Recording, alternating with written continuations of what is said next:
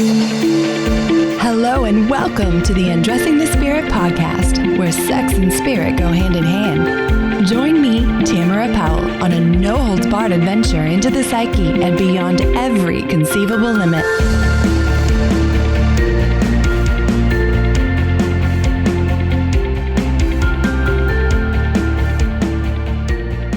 Welcome to episode 28 of Undressing the Spirit. I'm your host, Tamara Powell. Today's guest is Shawna Peters. Shawna started out in very mind-oriented therapy with a Master's of Arts in Counselling, but life had other plans. You see, her body began to speak so loudly through a number of diagnoses and symptoms that after years of suffering, she was required to listen. And learning to listen to her body took her on a long journey of learning and self-discovery and led Shawna to the world of energy and consciousness-based therapies, which combined so well with the parts she absolutely loved about counseling.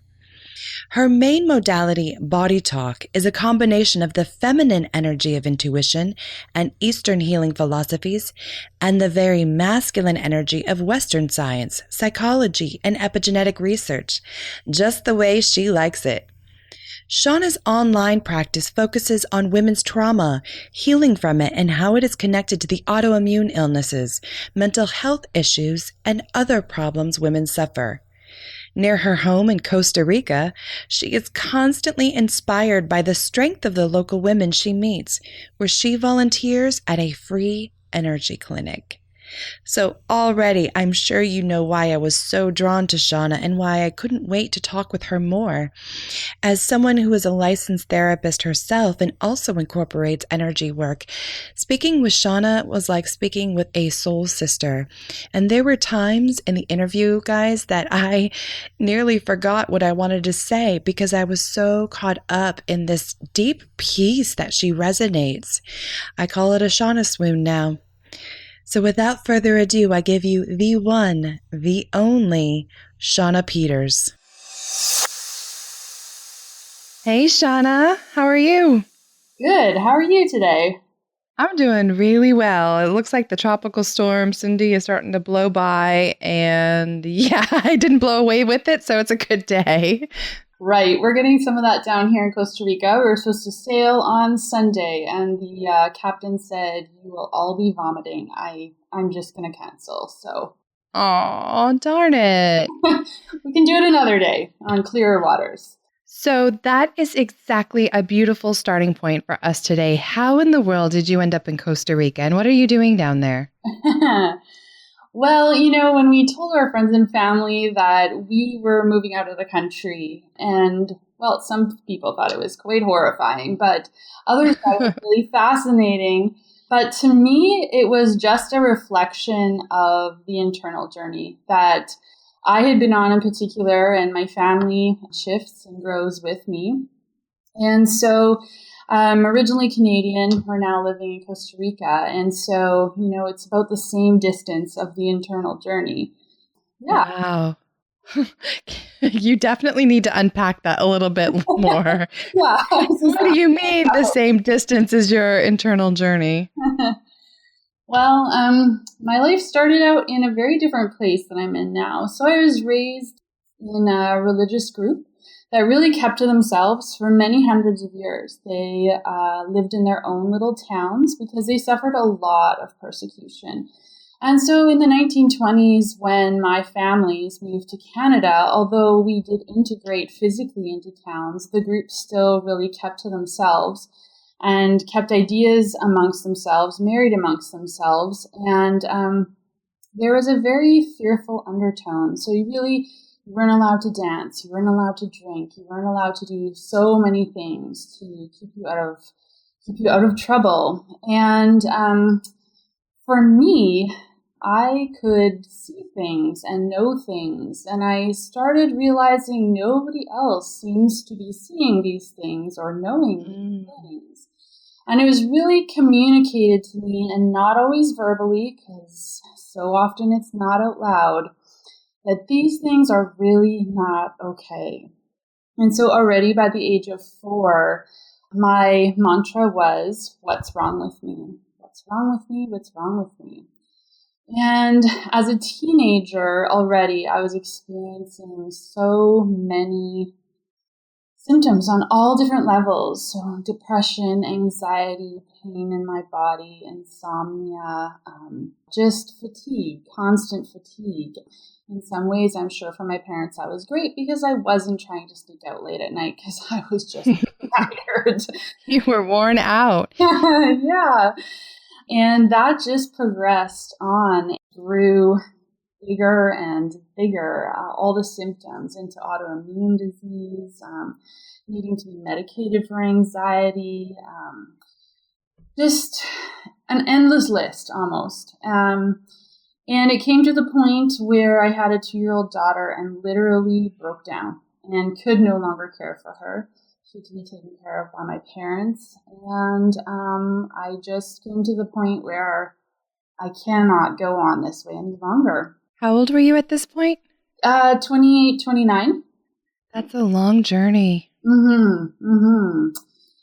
Yeah, I had said that mantra, what's wrong with me, so many times until there were just so many things wrong with me.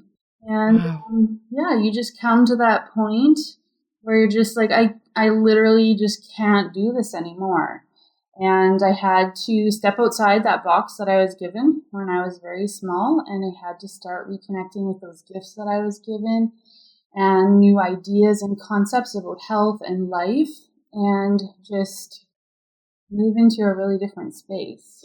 So do you feel like a lot of your illness was psychosomatic? Oh, yeah. Based on that mantra? Like, I have got that down. Speaking of that. Which is hard for people. I know you work with women now. Do you ever experience a bit of a pushback or a frustration or kind of a self-defeating mentality when you first bring that up with a woman, when you first approach the idea of psychosomatic illness? Yeah, although I do find that most people, by the time that they are stepping out of that box to the point where they're seeking out for something that's so different from what mostly we're given about our health, what we learn about our health when we're young, they're already thinking in different ways. And so it's not like shocking or really a difficult concept usually. That fascinates me because I clearly need to consult with you because when I approach that idea with a woman in therapy, there's often what do you mean that I could be contributing to this? And it's hard at first to get them to see the empowerment side of that. Like we have to work through the fear-based reaction before I can help them see that that's actually a really good thing rather than it being organic. Yeah. And I find too, like, because my spirit was so clearly speaking to me through my body, using my body as a portal. That's really the clientele also that I attract. And so by the time you have just so many things going on that are just beyond imaginable that one person can have that many illnesses and issues, I think it makes it an easier jump. And I think that we have different portals for our spirit to speak to us. Some people are very mind-oriented. I really have enjoyed the work of Byron Katie at some times, but she's very different. She very That's much true. through the mind, and very much through the body, and others are, there's different portals that we each have. So it's a very good point.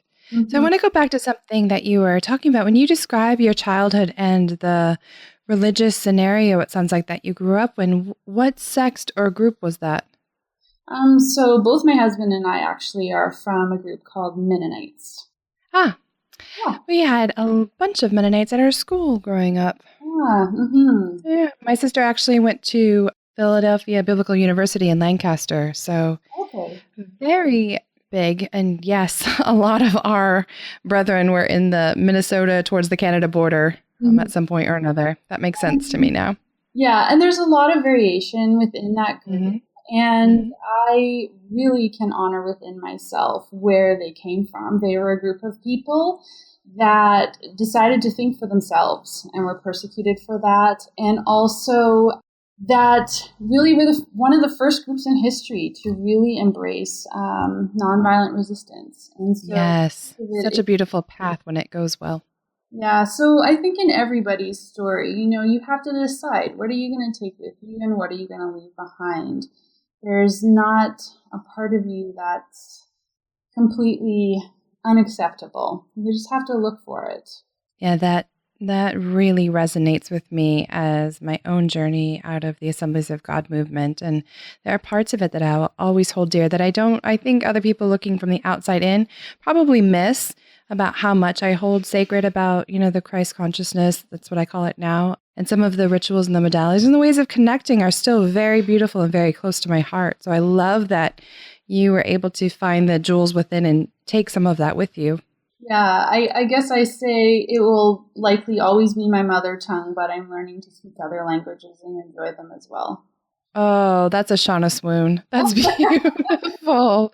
I'm going to have to quote you on that one later on. That's stunning. So let's fast forward again. You're now 29, struggling to even care for your child. Your family's having to help out. What happens next? That was the point, really. And I looked at this point in my life with immense shame for a long time. And that was the point, though, that now when I look back on it, I finally found the strength in myself to say, this life that I'm living and this church that I'm involved in is killing me. I was so broken down. And yet, at that point, I found the internal strength that I needed to step away from what I had known for so long was not okay for me. And so, again, that's just another lens to readjust that, I had thought it was just the lowest and worst point of my life. And now it's a moment and I just look back at myself and smile and want to just give her a big hug. I love it. So were you married at this point? Yes. Yeah. I got married quite young, just before I turned 22, which is very typical. Sure. So we went on that journey together. We've grown up and come a long way together.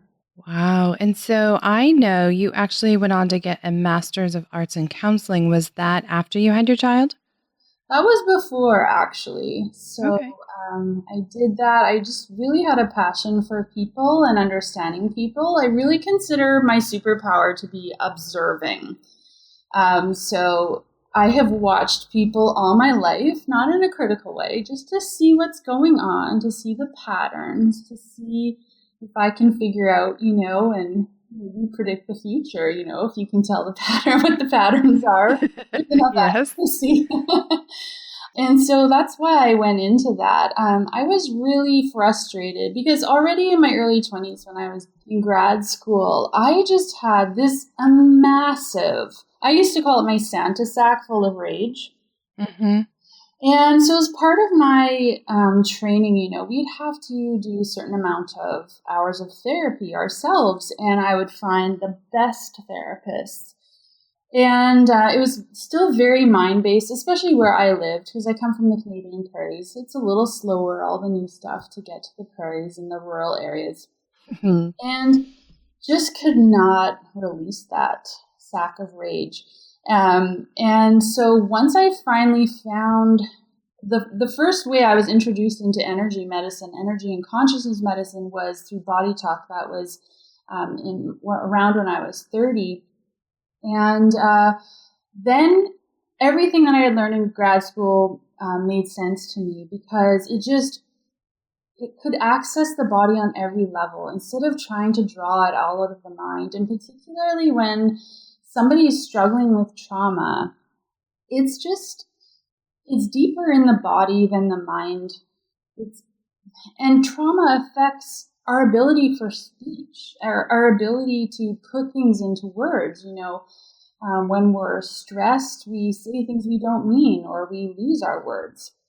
And absolutely.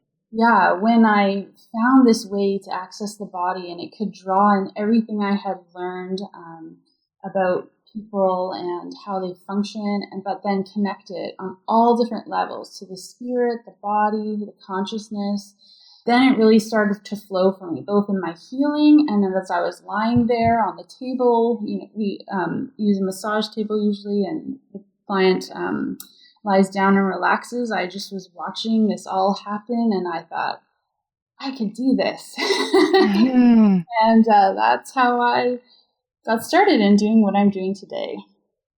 So what is a body talk session like? Because it sounds similar to a combination of counseling and Reiki or something. Yeah, so what I do when I'm having a session with somebody is I'm tuning into their innate wisdom of their body. So there is memory that is stored within the body. It's Mm-hmm. beyond our conscious memory. And everything we've experienced, every emotion we've had, every thought, it's all stored. And so the innate wisdom, which guides the body, it's always guiding us. We're not thinking about how to digest our food. When the fetus is growing in the first weeks of its development, it doesn't have a mind like we consider our conscious, our mind. It doesn't have that. And there's something that guides its development. And that is the innate wisdom of a being. And we each have that. So I'm tapping into that. And as my skills have grown, tapping into source as well to listen and hear what's a priority for this person and their healing. That was really an issue for me because when I would go to many therapists, I've tried many, many different types of modalities. When a therapist would impose their conscious will upon my body was so sensitive. That's something that trauma does to you. It makes you highly sensitive or almost insensitive. And so, this session that was supposed to help and heal me, it would just set me back. It would just literally blow my wildly sensitive body out of the water. And so by asking that innate wisdom, it became this gentle, respectful process of my being. And that's how I found my way out. That sounds so lovely. Is that something that you can do remote with other women that are online? Yeah, so I almost exclusively work online now. Mm-hmm. Really? That's awesome. Yeah. And because you're located in Costa Rica, and I would imagine that may not always be the biggest hub for in-person clients, although I don't know. Maybe it is. Yeah, but I have a really fascinating clientele here, which has really inspired me. So I get to go once a week and work at a local community center with usually the women, the local rural women. And oh my goodness, Tamara, they take your breath away, like what they have endured and lived through and their spirit and their strength. I'm actually feeling teary right now. They're so beautiful. They're such an inspiration. And I'm hoping to also begin sharing their stories with the world. That would be incredible. I would definitely look forward to that project. So what drew you and your husband to Costa Rica in particular? I think more we were drawn to Central America. There's such a warmth to the culture. And then when it came down to the nitty gritty, we have an 11-year-old and she needs to go to a good school. Yes, that is important. Being practical in the end. Is that somewhere that you can see you guys staying forever, retiring there? Probably not. I'm actually waiting for the results of my Ancestry DNA test. I'm pretty sure I'm going to find a little bit of gypsy in there. So I think we'll be here to the end of graduation, but I've already got my next destination in my sights. Ooh, I love me some Ancestry DNA. What led you to want to explore yours? I think it was just part of that journey of understanding myself that I wasn't just, these things that I had learned as a child, that there was more to me, that I'm diverse. And I think just to open my mind to seeing myself in a new way, just another little piece of that journey. How about for you? Yeah, pretty much the same thing. I think I was looking for the correlation. I'm sure there's a lot of spiritual seekers that are drawn to genealogy work for those very reasons. It's just another bit of the puzzle. It's like turning the gem and looking at it and yet another facet of it. And especially for those of us who are drawn to the mystic path, but don't necessarily relate to the one given to us on the closest branch of the trees, being able to go further back and look at some of the other roots on the tree has been very, very healing and eye-opening. Mm-hmm. So it's something that I recommend with a lot of my clients who are on existential quests. Who am I? Where am I going? What's meaningful to me? simply finding out where you come from can fill in a lot of those gaps. Yeah. Oh my goodness. Now I really can't wait to get the results. Yes, especially if you spring for, and I really recommend this to people, getting the world, at least while you're doing it, what is that called? The world membership part, the most expensive one, so that you can get all of the records after you've got that. And then it links you up to all of these people, and they'll say, hey, say hello to your fifth and sixth cousin. It's really fun. Share pictures, and then all of a sudden it was just really fascinating to see ship's logs of my ancestors coming over from Sweden and Norway and Finland, and beautiful. Yeah, that's amazing. Yeah, it really helped spark more of my spiritual path and looking into first Celtic Christianity and then Celtic paganism and so on and so forth. Yeah, and then there's just more places to travel to, right? That's it, man. I've got more places to go. So I want to know more about how you healed from not only the anxiety, it sounds like, but the autoimmune disorders through this BodyTalk therapy. Well, BodyTalk is really considered an energy and consciousness medicine. And so consciousness, that's hard to nail down. So I'll do my best here for those that are listening. But consciousness is, what animates each individual person. So when you notice that you're feeling anxious, let's say, it's the part that's noticing the anxiety that is consciousness. And so we not only have that in our whole being, but every organ, endocrine, and body part in our being also has a consciousness. So as I learned to listen, in a session when a certain organ, endocrine, or body part would come up, and then I could go and I could hear what it would say in the session, but I would also do some research about what does this mean? What does this body part represent to me in terms of consciousness? So say the shoulders, what are some of the common things we say, just, colloquialisms in regard to shoulders, like he's got the whole world on his shoulders, Shoulders refer to responsibility. So, when I get a lot of stiffness and soreness in my right shoulder, and the right side of our body refers to masculine energy, I'm like, Shawna, you are trying to control people again. Probably my husband and my daughter. So, I don't know anyone like that. I know, so uncommon. So it's a little indicator to me that lets me know, oh, Shawna, you're getting out of balance. You're getting out of balance with responsibility.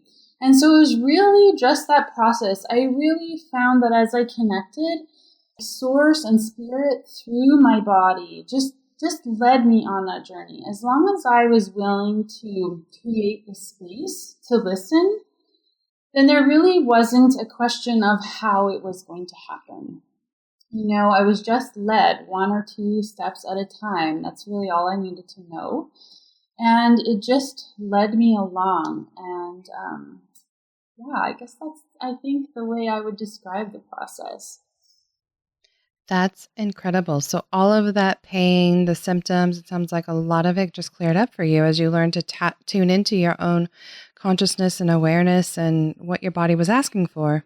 Yeah, and I'm not going to tell anybody that if you're working with, these deeper issues like an autoimmune disorder, or I was quite extremely hypothyroid. I actually have a congenitally small thyroid and now have functioned without medication for over 8 years. I'm not going to tell you that that's necessarily going to be fast. I'm not going to tell you it's impossible, but I'm not going to guarantee that that's going to happen in a couple days or a couple months either. That's the journey that each of us has to go on. And really, I'm at the point now where I'm realizing that you need suffering until you don't need it anymore. And getting more okay with that every day. And it seems strange. Like, why would we need suffering? And why would we be not okay with letting go of suffering? But the body is complex, and we never do anything without some sort of underlying reason. So it's just a journey to unravel and just walk along with it. And you gain so much wisdom when you walk through it instead of trying to shove it down or like get it over quickly. What a powerful, powerful message. Like, I feel talking to you is almost like swallowing the ocean. There's just so much depth to that, of just that phrase that you gave us of, you need suffering until you don't need it anymore. Big. Yeah. Once again, I just hear that empowerment piece of it of, when you are ready, you can let this go. Yeah. And I think, that's easy some days for me to say, and some days it's still not. And it's just accepting where you are every single day. I was just going to say that for me, it actually gives me a lot of comfort for the hard days of feeling like it's okay. There might be purpose or some treasure in here if I will allow it and open up to it. Yeah. And I would say that for people that are really struggling, I lived for so long in a body that I was afraid of, and I just wanted to get out of. And when I just took that time, now my body is just such a sacred thing. There's just such a closeness because it has guided me into healing and to beauty and to goodness and to safety. And that I know everybody can find. I'm just in another Shawna swoon. Sorry. And, yeah. Oh my gosh, you're gonna make me No, seriously, I love the way that you describe things. I love the way that you see things. Your mind must just be so vivid at times. From the way you describe consciousness to the way you describe what the body does. I'm just like, yes, somebody write. I hope you're writing a book because that's beautiful. I'll get to that someday. Maybe after your munchkin graduates. Yeah, that might be the good time. So would you say as you were on your journey that you chose your path, or do you feel like your meaning and purpose was found along the way? I probably would have answered that differently about 5 or 6 years ago. But now I think that ultimately I sense inside myself that I did choose this path a long time ago. I was talking with somebody recently how too much small talk makes me uncomfortable. It's really depth that I enjoy. And so, I don't think I would have chosen any differently. Yeah, I like to joke that I'm forever on a small talk diet, meaning I'm allergic to it.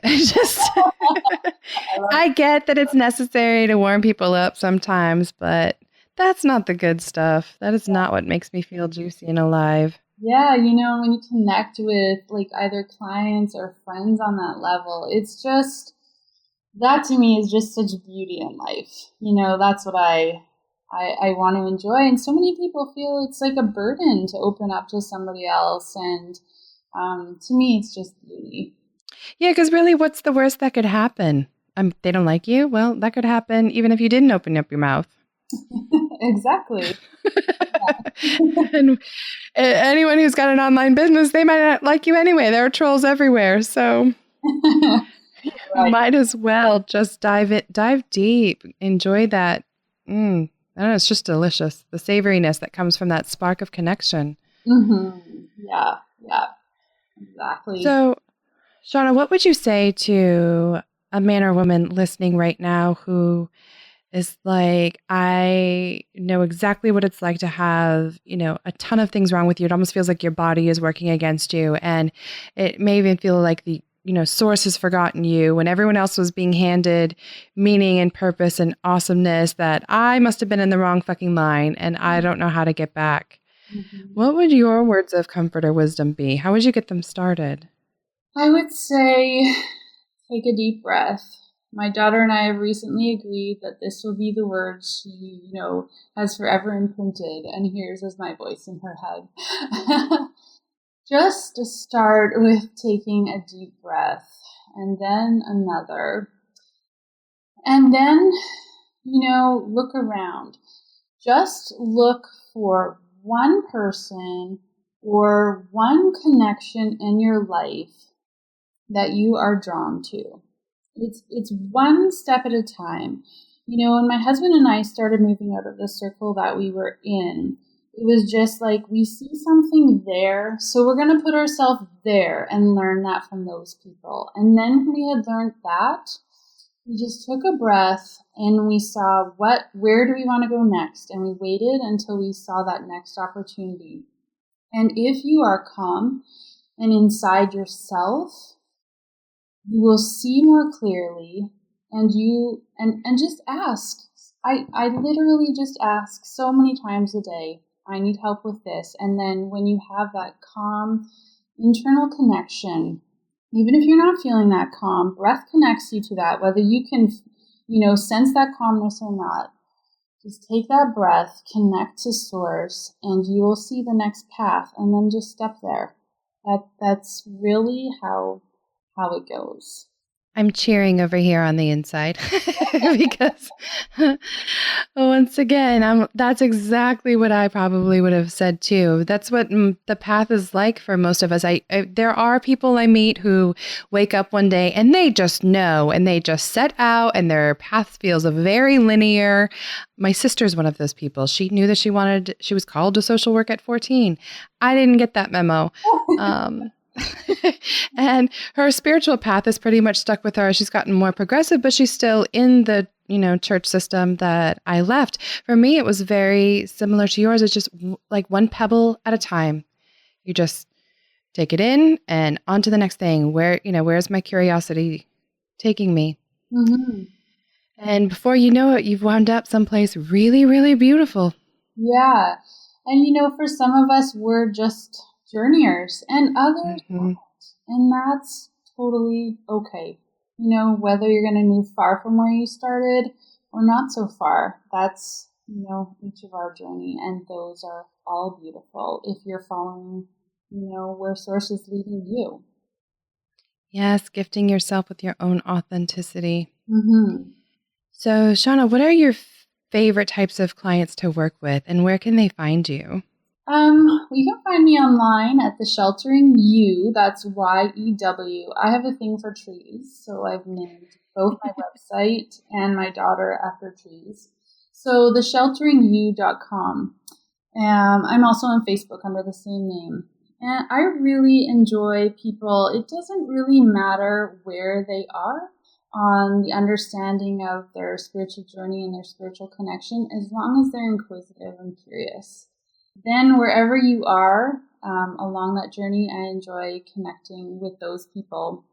And my focus is really on women, and sometimes working with their children through their issues of trauma, and just helping them understand how what happened in their past is still showing up in their body today. It's not random why you're experiencing pain or a symptom. And there's a message for you, and that symptoms can be resolved and can be let go. I love it. Final question. Why the yew tree? Yew tree, and I have yet to see one in person, but I was drawn to it through a time of meditation, and it just has the most beautiful, mystical symbolism. And just trees in general. I just feel like the roots connect you to your past, and the trunk is like, your sense of standing on your own, and the branches connect you forward and onward, and also are just nurturing and sheltering. So I love trees. Me too. They're all over my office and bedroom, so I just on my altar. But I find you can learn so much about a person, about their why and which ones they picked and are drawn to. Mm-hmm. Mm-hmm. I love it. Shawna, you are such a joy. I feel like I could just chill in a hammock next to you for hours. Come on down. We've got it. I'm gonna. Don't tempt me. Thank you so much for this. Well, and thank you. Just your tribes of people are just so enjoyable. And so thank you for creating that space for each one of us. It just almost every day, I'm just like, I'm so glad to have found you all. I feel the same way. We all need our tribe. Yeah.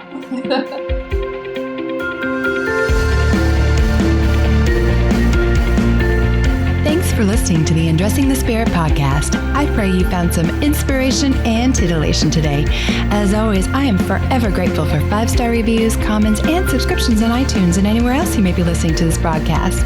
Please note the information provided is not meant to convey professional, psychological, or medical advice.